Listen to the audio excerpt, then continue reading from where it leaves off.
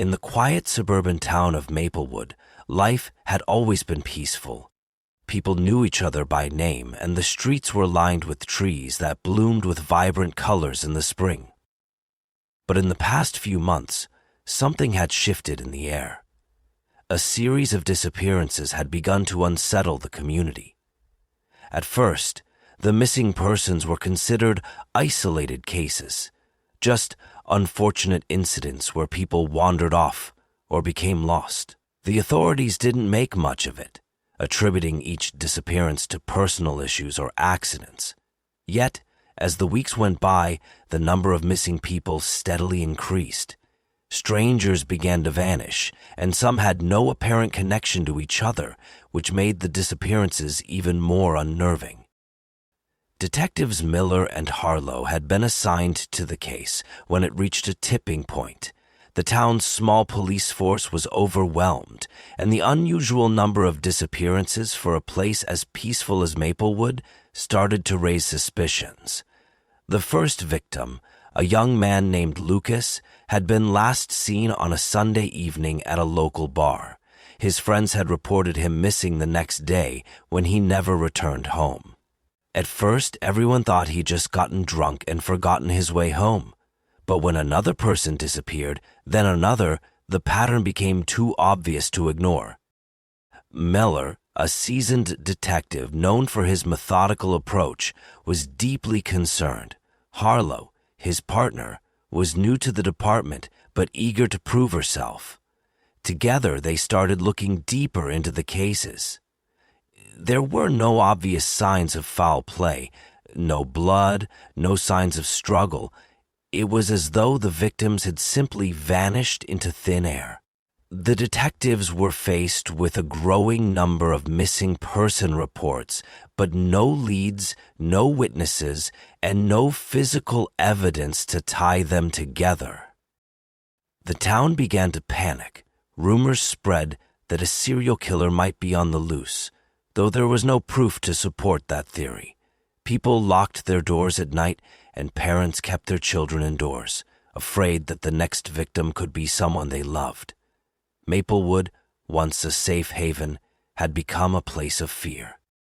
Days turned into weeks, and Miller and Harlow struggled to find answers. They interviewed family members of the missing people, but none of them had any clear explanation. No one had seen anything suspicious. No one had heard anything unusual. It was as though the disappearances were happening in a vacuum. As the months passed, frustration began to build. The detectives had no solid leads, and each day felt like they were growing further from the truth. The case was going cold, and the town's growing unease began to gnaw at them. Then, just as they were beginning to lose hope, a breakthrough came from an unlikely source, a seemingly innocuous traffic stop. It happened on the outskirts of town, along a remote road where little traffic passed.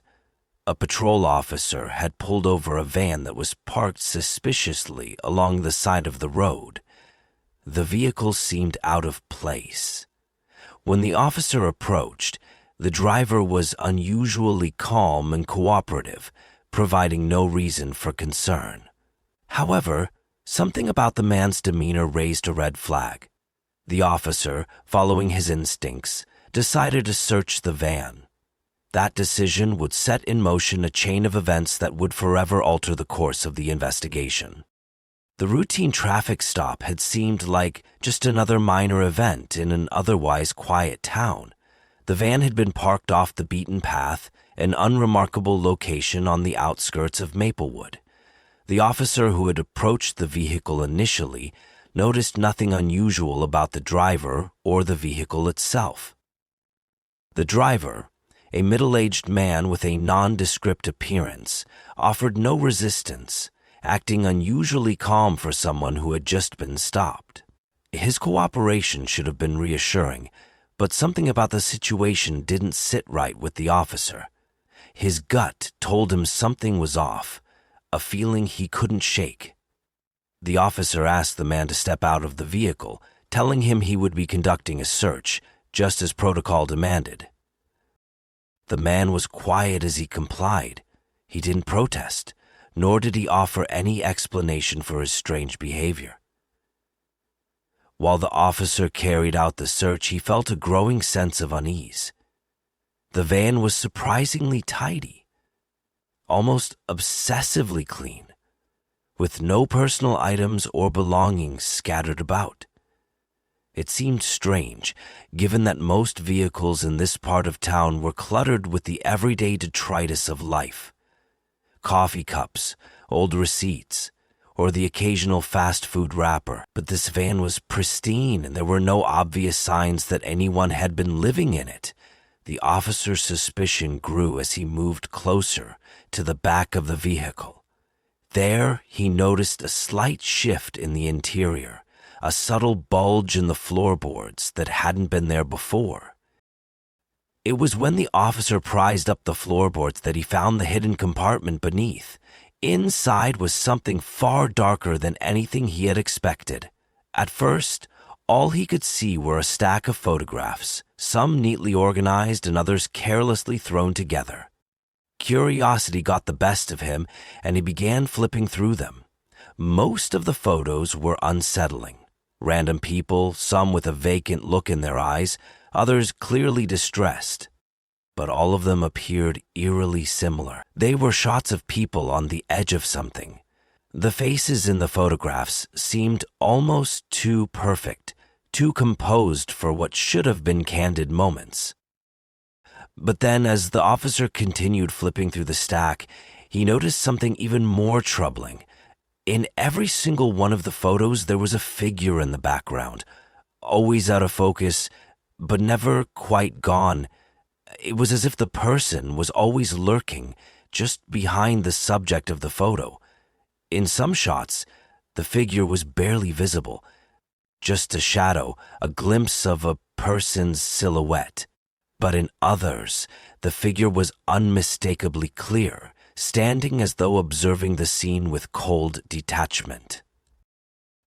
The officer's hands trembled as he flipped through more photos, his mind racing with what this might mean. He felt a chill creeping up his spine. Whoever had taken these photographs had been watching people, following them, perhaps for a long time.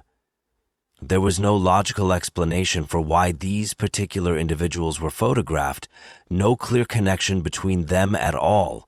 The photos suggested an obsession, a fixation on these people and their every move. Then, buried at the bottom of the compartment, the officer found something even more chilling, an old hand-drawn map. It was crudely done, but precise in its own way. The map seemed to chart a path to a location deep within the woods on the outskirts of town, an area known to few. A faint red X was marked at the end of the trail. There was no explanation, no key to the symbols scattered across the map, but it was clear that someone had gone to great lengths to map out this mysterious destination. Realizing that he had stumbled upon something much larger than a simple traffic stop, the officer immediately contacted Detective Miller and Detective Harlow. Within minutes, the officers were en route to the scene. They could not yet fully comprehend the significance of the discovery, but they knew they were on the brink of something that could finally shed light on the town's string of disappearances. Little did they know, the map was just the beginning of a terrifying journey that would plunge them into the darkest corners of human depravity. When Detective Miller and Detective Harlow arrived at the scene, the officer who had made the discovery was visibly shaken. He handed over the photographs and the map, his hand still trembling as he spoke about the eerie calmness of the driver and the strange, unsettling photographs he had found hidden in the van. It didn't take long for the detectives to realize they were no longer dealing with a simple case of missing persons. Something far more sinister was at play. Without wasting any time, Miller and Harlow pored over the materials. The photos were disturbing enough on their own, but it was the map that caught their attention the most. It depicted a winding path through the dense woods on the outskirts of Maplewood, an area the locals rarely visited, and marked with a bold red X at its end. The map seemed to be a direct invitation, an offer to uncover the truth buried in the heart of the woods. After discussing the next steps, the detectives decided they needed to follow the map immediately. They gathered a small search team, knowing the risks involved.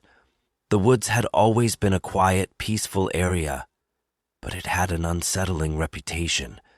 Dense foliage, narrow trails, and pockets of shadow that made the place feel almost claustrophobic. There was a sense of foreboding as they entered, the path narrow and winding, the trees stretching far above them, blocking out most of the light. Each step forward felt like they were venturing deeper into something that should have stayed hidden. The map had been oddly precise, guiding them further into the wilderness, until the trees seemed to close in around them, and the sound of the outside world, cars, chatter, even the occasional dog barking, faded away entirely. For miles, the group trekked through the underbrush, following the crude yet strangely accurate instructions laid out in front of them. There was an unsettling silence in the air, broken only by the crunch of leaves beneath their boots and the occasional rustle of an animal somewhere in the distance. The deeper they went, the more the feeling of unease grew. The woods seemed endless, as though they had stepped into a place outside time and space. But when they reached the clearing marked by the X on the map, the sight before them was far from what they expected. In the center of the clearing stood a large, half-buried structure, an underground bunker, hidden away in the earth, its entrance barely visible beneath a thick layer of dirt and overgrowth. The entrance was marked only by a rusted door frame and a faint outline in the soil. The feeling of something hidden, something dangerous, hung heavy in the air. The group hesitated, unsure whether to continue. But something in Miller's gut told him this was it. This was the place where all the missing people had vanished into thin air. The door was locked, but it appeared old, fragile. There were no guards, no signs of life around the entrance. It almost seemed abandoned. Harlow, her instincts as sharp as Miller's, suggested they force their way inside. As they pried open the door, a musty, damp smell wafted from within, thick and suffocating. The air inside was heavy with decay. They descended into the darkness, flashlights illuminating the narrow, cold passageway. The sound of their footsteps echoed, and the further they went, the more it felt as though the walls themselves were closing in on them. The bunker was larger than they anticipated, and its interior was far more unsettling than they could have imagined. The walls were lined with shelves, each one holding strange artifacts, old photographs, bits of clothing, and pieces of personal belongings, all placed with unnatural care. But it wasn't the items that caught their attention. It was what lay in the center of the room. There, laid out across the floor, was a large collection of black tarps, some of which were haphazardly draped over a series of large objects. As the detectives approached, their hearts raced. There was something chilling about the tarps, something foreboding. They hesitated for only a moment before lifting the first one, revealing what lay beneath. What they uncovered was far worse than they had imagined. The bodies of several individuals, each one positioned with strange precision, as though they were being displayed for some twisted purpose. Some of the bodies were fresh, their features still recognizable. Others were mummified, preserved with disturbing care, their eyes wide open in frozen terror. The air was thick with the smell of decay and formaldehyde, a mix of death and preservation that made the detectives' stomachs churn. Each body had been treated as a trophy, meticulously arranged in a way that suggested a dark obsession. They were not discarded. They were treated as though they had been placed there for a specific reason. The bodies were stacked, organized, and even posed, their eyes staring into nothingness, creating an eerie stillness in the room. The realization dawned on the detectives that they were not merely dealing with a killer, but someone with a methodical and twisted need to collect and preserve their victims. This was no ordinary murder case. Miller and Harlow stood in shock, unable to fully process what they were seeing, but one thing was clear. The killer wasn't done. The bodies in front of them were just the beginning. The question now was, who had created this horrific collection? And who would be the next victim? The sight before Miller and Harlow was more than just a collection of lifeless bodies. It was a twisted, calculated display. The bunker, once thought to be an ordinary hiding spot, had become a macabre gallery. Each body seemed to have been placed with unsettling precision, as if part of a dark ritual. The detectives stood frozen in place, their flashlights flickering across the scene as their minds tried to make sense of the horror that unfolded before them. The air was thick with the smell of death, and the silence in the bunker was deafening, the only sound the faint hum of their breath and the occasional shuffle of their boots on the floor. As the realization of what they had found sank in, a sense of dread took hold of Miller. These bodies weren't random. They were carefully arranged, meticulously preserved, and there was something distinctly ritualistic about the way they had been treated. Some were in unnatural poses, others had strange markings etched into their skin, and several had their eyes wide open, locked in a permanent state of terror. The room felt like a graveyard, but it was also something far worse. This was no final resting place. It was a trophy room. The killer wasn't just taking lives, they were building a collection. Miller and Harlow exchanged a look, both knowing this discovery would change everything. They had suspected they were dealing with a serial killer, but this was beyond their worst fears. There were no signs of struggle, no blood, no weapons. It was as if the victims had been carefully chosen, and then, without a fight, they had been led to their inevitable deaths. The absence of violence suggested something far more chilling. The killer had power over these people before they died. But how had they done it? How had they managed to keep the disappearances hidden for so long? As the detectives moved deeper into the room, they noticed the faintest glimmer of something behind one of the bodies. It was a metal chest, partially obscured by a pile of old blankets and clothing. The chest was locked, but it looked old, rusted, and vulnerable. Curiosity gripped Miller as he approached it. He motioned for Harlow to help him, and together they forced open the chest. What they found inside was even more disturbing than the bodies themselves, a series of journals, bound in worn leather, their pages yellowed and brittle with age. Miller flipped open the first journal, his fingers trembling as he read the first entry. It was written in a tight, almost obsessive hand, the words spilling onto the page in a frenzy. The journal described in excruciating detail the writer's thoughts on death, control, and obsession. It was a chilling insight into the mind of a killer. But there was one thing that stood out above all else. The writer seemed to view the act of killing as a form of artistry. The victims weren't just chosen at random, they were selected for their beauty, their purity, their perfection. The entries described how the killer would carefully watch their victims for weeks, learning everything about them before deciding when the time was right to take them. The further Miller read, the more the journal entries grew darker. The killer spoke of the bodies as though they were his collection, and with each new victim he grew more satisfied, more excited. But what was most unsettling was the killer's belief that death was only the beginning, that the true art came after. He detailed his process of preserving the bodies, of carefully positioning them in unnatural ways, and of keeping them on display as a form of twisted tribute. He spoke of creating a masterpiece, and it became clear that these bodies were not just victims, they were elements in a grotesque puzzle. The final journal entry sent a shiver down Miller's spine. It was dated just days before the discovery of the bunker. The words were chillingly simple. The collection is almost complete.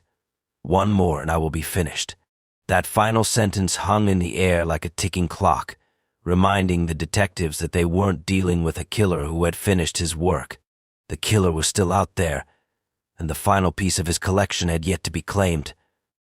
Harlow looked over Miller's shoulder, her eyes widening as she absorbed the meaning of the journal. "We're running out of time," she muttered, her voice heavy with urgency. Miller nodded grimly. They had already found so much, but they were no closer to understanding the identity of this killer or his next victim. Whoever he was playing a game, and Miller knew that time was running out. They needed to act fast, but even as they left the bunker and made their way back to town, the haunting truth remained. They had stumbled upon a serial killer unlike any they had ever encountered, and the final chapter of his twisted collection was about to unfold. The detectives knew one thing for sure: the killer wasn't done yet. As Miller and Harlow emerged from the bunker, their minds raced with the terrifying knowledge of what they had uncovered. The journals, the bodies, the meticulous planning. The killer had been operating with chilling precision for months, if not years. With each step they took back into the woods, the weight of the discovery pressed down on them. But there was no time to process it fully. The final sentence in the journal, the one that had warned of the last piece of the collection, replayed in Miller's mind like a loop. One more victim, and the killer's twisted masterpiece would be complete. The detectives knew that this final victim had to be found before it was too late. The drive back to the station was silent, both of them absorbed in the grim task ahead. The case had escalated from a missing persons investigation to something far darker, something that threatened the very fabric of their town. Miller knew they needed to act quickly. There was no time to waste. He instructed Harlow to cross-reference the photographs they had found in the van with the missing persons reports. The faces in the photos haunted them, but they could not ignore the possibility that the killer had been targeting specific people, and they needed to know who the last victim might be. Once back at the station, the detectives worked tirelessly, comparing the faces from the photographs with the recent disappearances. It didn't take long before a name jumped out at them: Emily Collins, a young woman who had gone missing just days before the discovery of the bunker. Emily had been a local art student, someone who had once been known for her creative spirit and easygoing nature. She had no known enemies, and her disappearance had been written off as another unfortunate incident, another person who had simply vanished. But now, with the journal and the photos as evidence, it was clear: Emily was the killer's next victim. Miller and Harlow wasted no time in contacting Emily's family. Her parents were devastated by the news, still holding out hope that their daughter might be found alive, unaware of the horrors that had been unfolding in the shadows of their town. Emily had been last seen near the college campus, and there were no signs that she had been involved in any dangerous activities. But now, the detectives knew the killer was coming for her. They had to find her, and fast. They returned to the woods, retracing their steps from the previous day. Miller's mind raced as he thought of the killer's pattern, how he stalked his victims, watched them, and planned his every move. There was no telling where Emily might be, but the map they had found in the bunker was their only lead. The X marked a spot deep in the woods, a location that seemed to be the final destination in the killer's twisted path. As night fell, the atmosphere in the woods grew tense. The detectives and the search team pushed forward, their hearts pounding as they ventured further into the darkened forest. Every snap of a twig, every rustle of the leaves made them jump. The woods, once familiar and peaceful, had become a place of dread, a labyrinth of shadows hiding a deadly secret. They reached the clearing again, the spot marked by the red X. This time there was no bunker, nothing to indicate the killer's presence. But then they heard it. A faint noise, barely audible, drifting through the trees.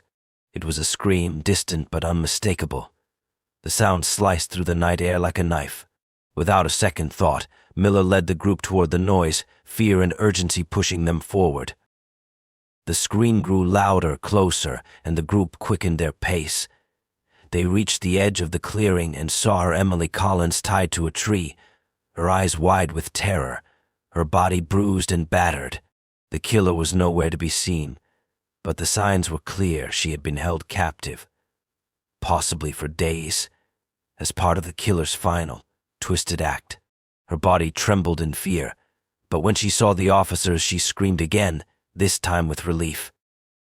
Miller and Harlow rushed forward, quickly untying Emily and pulling her into their arms. She was alive, but barely. Her clothes were torn and her face was pale from fear and exhaustion. She could barely speak, but the detectives didn't need her words to understand. The killer had been close. They had narrowly arrived in time to save her. As the search team took Emily back to safety, the detectives stood for a moment, gazing into the darkness of the woods. The killer's trail had gone cold, but the question lingered in the air: who was he? And where was he now? They had saved Emily, but the true extent of the horror was far from over. Miller and Harlow knew that this was only the beginning. The killer might have been stopped this time, but there were still more questions to be answered, more victims to uncover. And as they turned back toward the safety of the town, the darkness of the forest behind them seemed to whisper with the possibility that the nightmare was not yet finished. The killer had been right, the collection was nearly complete, but it was clear that he wasn't finished. Not yet.